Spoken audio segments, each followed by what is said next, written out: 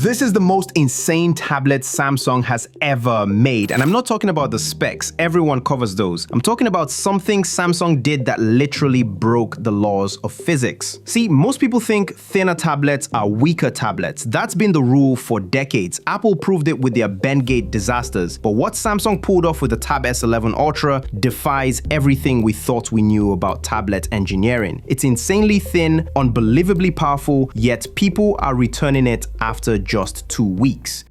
Why is that? What did Samsung get wrong, and how did their most advanced tablet lose the magic that made previous Galaxy Tabs special? I had to dig deeper into this, and here's what I found mind-blowing. Samsung made their largest tablet ever also their thinnest. 5.1mm thin. That's the same thickness as the 13-inch iPad Pro, but this has a massive 14.6-inch display. The engineering here is insane. They didn't just make it thin, they made it 36 grams lighter than last year while adding more features. That's like removing the weight of 7 quarters while making the device better in every way. At 698 grams, it weighs less than most 11-inch tablets from just 2 years ago. But here's where Samsung went completely rogue. They redesigned the S Pen from scratch. After 13 years of round S Pens, they made it hexagonal. The new design has a larger, more durable tip that feels like writing with a real pen, and it's actually comfortable to hold. As a result, there's no magnetic slot on the back anymore. The S Pen now attaches to the top edge magnetically. But here's where things get controversial. Unlike the S10 and S8 Ultra S Pens, this one completely loses Bluetooth functionality. No more remote camera control, no presentation clicker, no air actions. After years of building these features, Samsung just removed them. Why? Was the S Pen too smart and useful? To me, this feels like a downgrade. Let's talk about what's under the hood, because these specs are absolutely bonkers. Yeah, boy.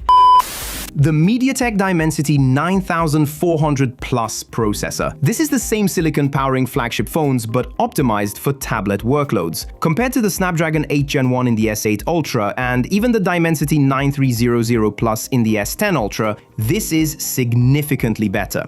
You get up to 16 gigabytes of RAM and 1 terabyte of storage. That's more RAM than most laptops and enough storage for your entire creative library. Plus, there's a microSD slot that supports up to 2 terabyte cards. That's potentially 3 terabytes of total storage in a device thinner than a pencil. But here's the plot twist with the cameras. They kept the 13 megapixel main camera and upgraded the ultra-wide to 8 megapixels. Sounds good, until you realize they completely gutted the front camera setup. The S10 Ultra had dual front cameras, wide and ultra-wide. The S11 Ultra, just one ultra-wide 12 megapixel camera. Video calls look worse, selfie flexibility is gone, and it feels like a step backward. If you're on Zoom calls a lot, you'll miss that second camera. Samsung knew people won't be happy about this, so they redeemed themselves. Samsung DeX got a massive upgrade. Before that though, if you've found this breakdown useful so far, smash that like button and don't forget to subscribe for weekly, honest, in-depth reviews of the latest, coolest gadgets out there. Now, when it comes to the DeX experience, this thing is a desktop killer.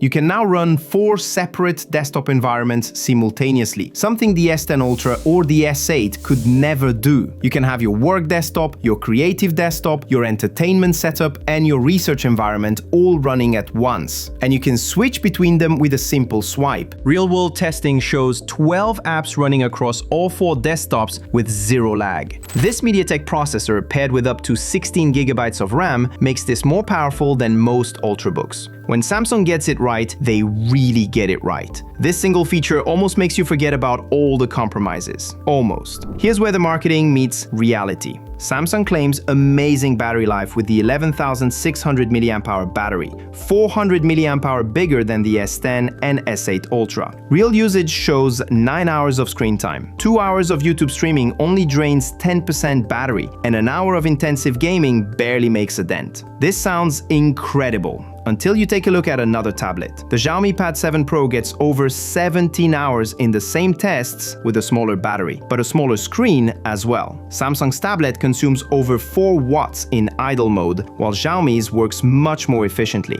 And there's another issue. Samsung quietly downgraded the battery cycle rating from 2000 cycles on the S10 Ultra to just 1200 cycles. Yes, the 45-watt super-fast charging 2.0 gets you back to full power in under 90 minutes, but this only means your battery will degrade faster over time. It's still good, but it's not the battery champion Samsung wants you to think it is. The 4 speakers tuned for this massive display create a soundstage that puts most laptops to shame. There's no audio jack though, but the face unlock is lightning fast, and the side-mounted fingerprint scanner gets you in instantly. And then Samsung made the most baffling decision. They completely removed the vibration motor. No haptic feedback when typing, no vibration for notifications, no tactile response at all. Samsung also moved the keyboard connection pins from the bottom to the back, which means new keyboard accessories will be more stable and create better typing angles. What it also means is that your old S10 Ultra keyboard won't work. So more money for new accessories. Yay! The 14.6-inch